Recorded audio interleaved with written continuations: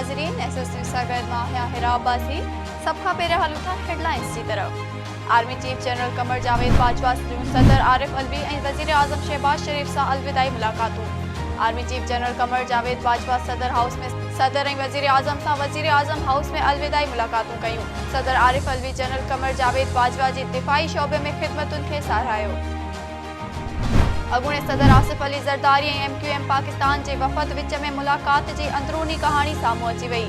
अगूणे सदर आसिफ अली ज़रदारी से MQM पाकिस्तान के कन्वेनर खालिद मकबूल सिद्दीकी मुलाकात कई। मुलाकात में कराची की सियासी सूरत हाल और ईंदड़ मकानी चूंडुनि ते ख़यालन की ॾे वठ।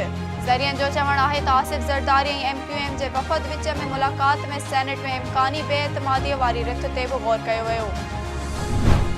आज़ाद कश्मीर में मकानी चूंडुनि जा गैर सरकारी और गैर हतमी नतीजा अचण जो सिलसिलो जारी।